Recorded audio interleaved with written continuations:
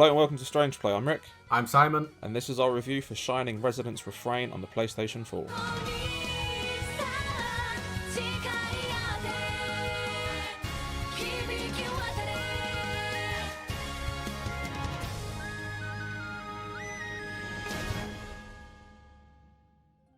So, I know nothing of this game. What is it? This is a remaster of the Japan exclusive PS3 Shining Resonance. Are you familiar with Shining Force on the Mega Drive and Saturn?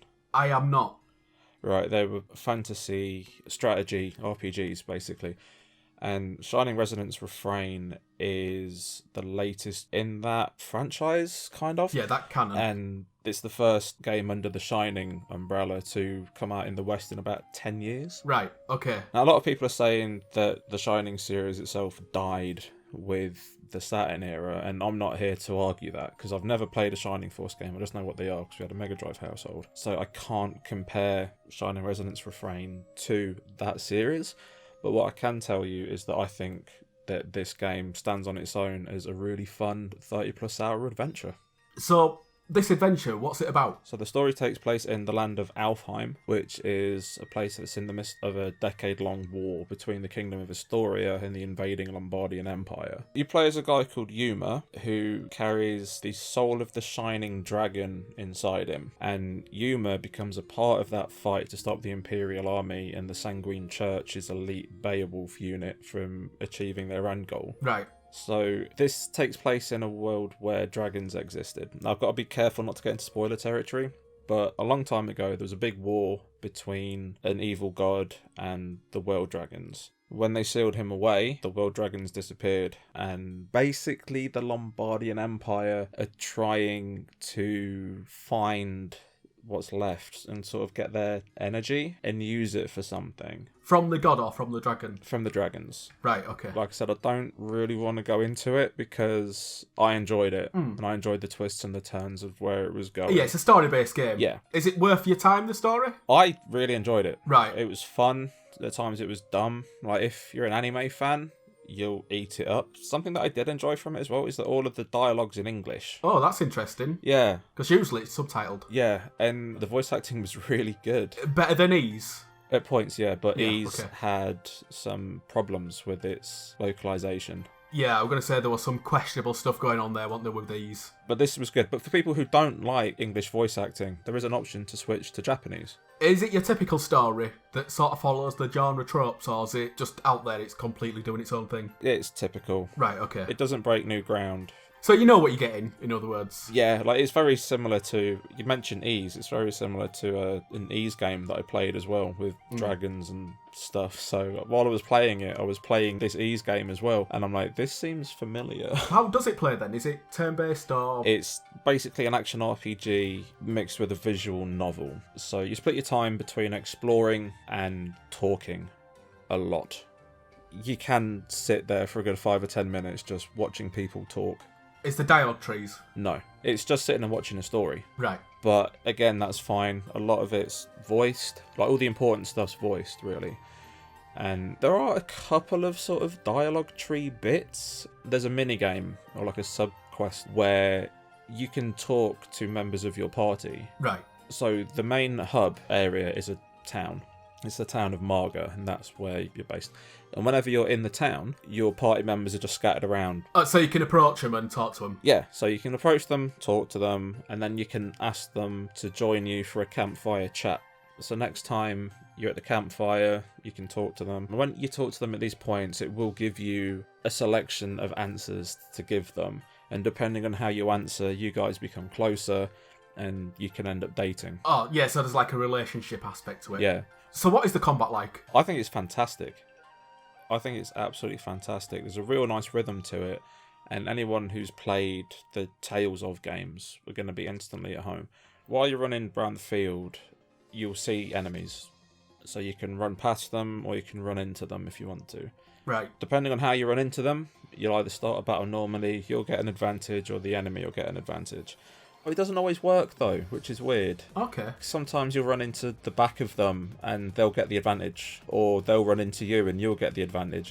That mechanic is broken and it needs to be fixed, because There's nothing more annoying than running into the back of an enemy that isn't alerted to you and then getting stuck in place while they take advantage of you because fight advantage goes to them. The fighting, are you in control all the time, or does it take control off you? Is it turn-based? Right, so when you run into an enemy and you start the battle, a circle of light outlines the arena that you're in. Now, combat itself is real-time. Right. So you press circle to do your normal attacks, and you press triangle to do your heavier attacks. Squares block. If you attack an enemy enough, you can break them, which makes them prone, basically, so you can end up doing more damage. Force is your magic spells. Holding L1 brings up the menu, and each spell that you have equipped, you can have up to 4, is mapped to your triangle, circle, square, or X button. Normal attacks cost AP, and they regenerate over time. So think of your AP as your stamina. Right, so okay. every time you attack, your stamina goes down, your AP goes down. So it's a good idea to switch between regular attacks and force attacks, because while you're casting a force spell, your AP will regenerate. If you get your timing right and get the rhythm right, you can constantly attack. And it's really cool as well, because whenever you do a physical attack, you get magic points back. Okay. So there's a constant... Depending on how you fight, you can always keep yourself topped up, but you can always keep yourself in the fight. They've tempered the combat so that it's making you use everything that's at your disposal. Yeah, and I absolutely love it. It reminds me a little bit of Ys 8, to be honest, mixed with a little bit of the Tales games, like I've already said. You get other moves as well in combat. You get something called Dragon Shift. So I mentioned that Yuma has the soul of the Shining Dragon in him. He can use that in battle and summon the power of the Shining Dragon. And by pressing L1 and R1, he will transform into the Shining Dragon. You take less damage. You do a lot more damage. Your hits are hard. It's awesome. Yeah, how does that charge up? Does it charge up by you dealing damage, or is it over time, or...? It just uses your magic points. So as long as you've got magic points, you can use it. But the caveat is, if you run low on magic points, the Shining Dragon will go berserk. And as soon as it goes berserk, you lose control of it, so you'll switch to a different party member. But you'll have the enemy that you're fighting and the Shining Dragon that may or may not hit you, because it doesn't give a shit. It just goes mental, and it will keep attacking everything until the magic points run out and he turns back into Yuma. Yeah, it regresses. Yeah, so you need to balance between how much you use it, how much you don't. There's a point later on in the game where that disappears, and then you can just use him. And to be honest, for me at that point, boss battles became nothing. They just became a bit of a button mash. Yeah, trivial. Yeah, you turn into the Shining Dragon, attack them with everything you've got. When your magic points run out, have an elixir, put your magic points back up, turn into it again. Yeah, you can exploit it. Yeah, so that kind of took a lot of the skill out of it for me. But it didn't take away any of the joy from it. It didn't take away any of the fun from it. I guess it's sort of like a power fantasy. By that point in the game where you're sort of powered up, it's like, yeah, go have your fun. So yeah, that's a minor complaint, that the battles do get a little bit too easy with that mechanic. There's something else as well that you can do called band performance, where you press R1, it brings up a menu, and you can choose a song to perform in the middle of battle, and it's buffs, basically. Like a bard? Yeah, we know how bards work. Your party are a group of people called the Dragoneers, and the Dragoneers' weapon of choice is called an harmonic. So it's a weapon, but also an instrument. Oh, like Monster Hunter. The hunting horn. A little bit like the hunting horn, yeah. And like Final Fantasy 14, where the bard uses, like, his bow is a harp. Right. So you can't buy new weapons or armor in this game.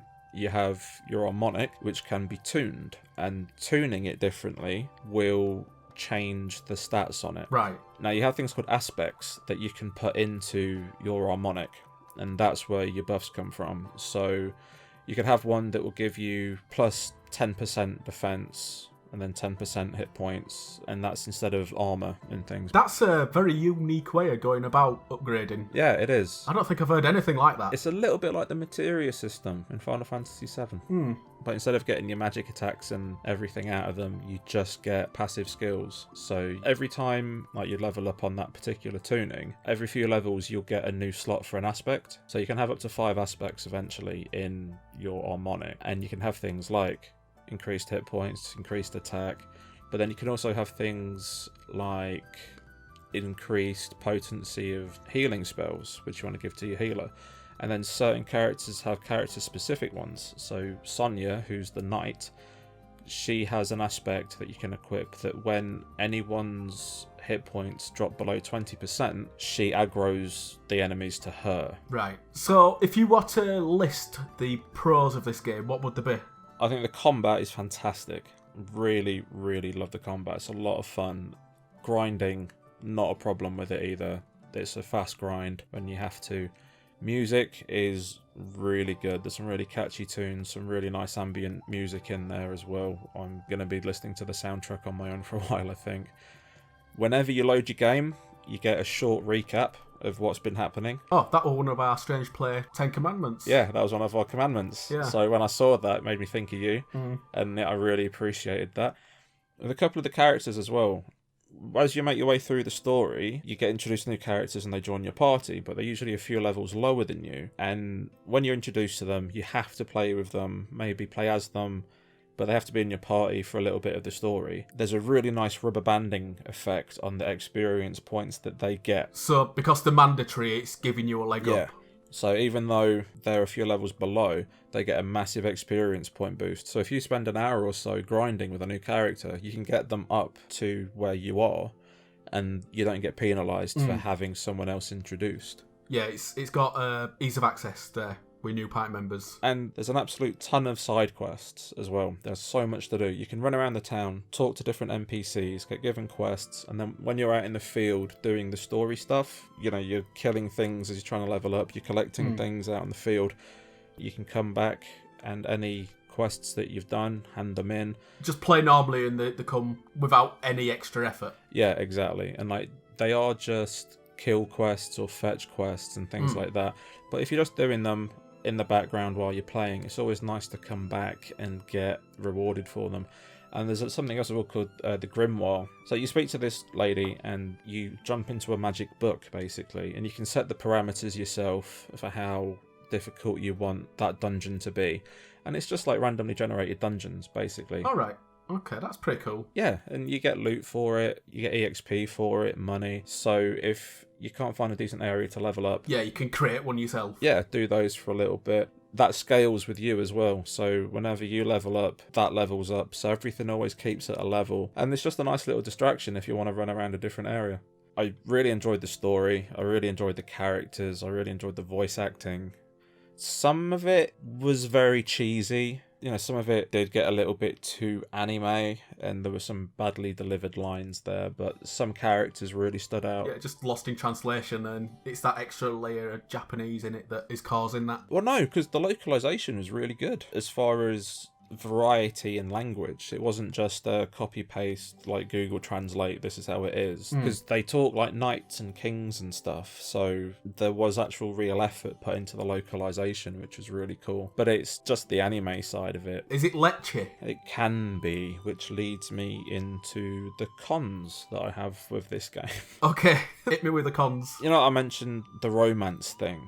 At first, it's kind of cool. You know, you can talk to NPCs at times, and you can get little dialogues with them, and you can learn a bit more about the land, a bit more about the characters and who they are. But this relationship stuff gets well lechy, to quote you. It just falls into fan service. Right. It just feels really out of character for the characters that you're talking to. So you'll have, let's use Sonia the Knight again as an example. So she's the princess, and she's a knight and a dragoneer. Like, she's just the full package. She's awesome. She's really headstrong. She's learning how to rule the kingdom when her father dies, and all the responsibilities of being a princess of the land, a knight of the army. And then when she's taught to, she just turns into a puddle of goo, completely against character. 100%. Now, Yuma himself, the majority of the game is a wet blanket. He's like, oh, I don't know, I'm scared. And he's not a very compelling character. As the game goes on and he becomes more comfortable with his power, realises his place in things, he becomes better. You know, he has a nice arc. But for the majority of it is a wet blanket. So to see a wet blanket talk to anyone and then them go... this powerful woman. Yeah, and for her to go, it's like senpai notice me bollocks. Just tell him to fuck off in real life. Yeah, and it gets awkward, and it's like anime flirting, and it's all this cringy bollocks. Yeah, And some of the character designs as well, like, it's just tits for days. Like, Sonya, she's in armour everywhere, apart from her legs and her tits. Literally, she has a fucking square cut out so her boobs can stick out of her. A boob window. Great, who doesn't need tits protecting? And I get that there is an audience for this stuff out there, and I'm not knocking them because everyone has the right to like what they like. But I personally find it cringy as hell. And can you dress them up in different things? Yeah. So avoid stuff like this. You can basically dress them up in band attire, so they look like they're in a marching band, right? Which covers them up. But then for the women, you get maid outfits, you get schoolgirl outfits, you get swimsuits. One of the characters has 8 different swimsuits. Wow. 8 different fucking swimsuits. I don't know whether to be impressed or disappointed. I know how you feel, because I was walking the line. But yeah, so that's one of my issues with it. What are the other cons? The frame rate when you're in battle can get really bad sometimes. Like, there's some really, really horrendous frame rate drops when everyone's shooting off their magic spells. Like, I was using one character who has like a massive AoE effect, and then another one fired off their AoE, and the frame rate just kept coming to an almost standstill. But this was during regular fights. This isn't in boss fights or anything, it's just a fight. Just a fight, and it gets worse in boss fights because the bosses are bigger. And sometimes the fight had almost come to a standstill. And I don't think it's acceptable. This is a remaster of a PlayStation 3 game on a PS4. This shouldn't be an issue. Bigger games, better games do not have this issue. I do not know why it occurred on here. I didn't try it on the Pro, so I can't speak for the Pro. But on a regular PS4, some of the fights run like absolute garbage. So you either need to take those characters out of your party or suffer through it. That's crazy that the slowdown dictates the people that you can take in your party. Yeah, I just stuck it out because I really like the characters who were with me. Something else as well is the EXP is only given to the characters in your party, not the ones on the bench. So the only people who level up are the ones that you're actively using. Right. This isn't the problem usually until you reach a point in the game where it starts swapping your characters out. I reached the point, it took out one of my main party members and put in someone who I hadn't used for 10 hours, and they were 30 levels below everyone else. Oof. And every fight we'd get into, they just die instantly, and you don't get EXP if they die. Yeah, so I had to just keep trying to revive them, trying to keep them alive. That sucked, I thought. And that rubber banding EXP thing that I was on about only occurs during the specific time when you're first introduced to that character. Yeah, when it's mandatory. Yeah, so even if you're going to go and grind with them, tough shit. The world, as well, is really little. Like, every time you go out, you're always running through the same areas. Right. Again and again and again and again. There's a monotony there. Yeah. Now, every time you finish a chapter and you run back into the field, the enemies have leveled up or changed. And that was cool, but it was the constant running back and forth through areas that I'd already been through 100 times before, that by the second half of the game, I'd run into an area, find one that had a good amount of EXP, level up for a bit, and then I'd just spend the rest of the chapter running past everything to get it out of the way as quick as possible. Yeah. So, overall, with the pros and cons weighed up, could you recommend this? Yeah, I can, because the complaints that I have with it, apart from the performance during combat, are minor. Like, if you're looking for something to scratch the itch after you've finished Ys 8 or finished the last Tales game, pick it up. It's well worth a play. And if you're one of these people as well who actually played the Japanese version, there's 2 versions on this. There's 2 modes. There's Original and Refrain. And Refrain mode is the same story, but it has 2 DLC characters from the Japanese version in the game. And dialogue changes for them, situations change for them. So it's the same story, but you don't want to play through that first because they are characters who you meet during the story. And if you play Refrain mode, you might spoil it for yourself. But if you've already played it, play Refrain mode. It's something a little bit different. Right. But yeah, I really enjoyed this game, and apart from a couple of little complaints that I've got, it's a nice little package. Yeah, like I said at the start, it's just a fun little 30+ hour adventure game, and at some point I am going to go back and do Refrain mode. But that is it for our review of Shining Resonance Refrain. But we want to know what you think. Have you played it? Will you be picking it up? Let us know in the comments below, or talk to us over at Twitter at Strangeplay UK, or join our Facebook group at facebook.com/Strangeplay UK. You can also join our Discord server, which has a link in the description. Also, if you like this video, like what we do on the channel, feel free to like this video, subscribe to the channel, and share this video with your friends. It helps us grow as a channel, and we really do appreciate it. But until next time, thank you very much for watching, and we will see you soon. Bye.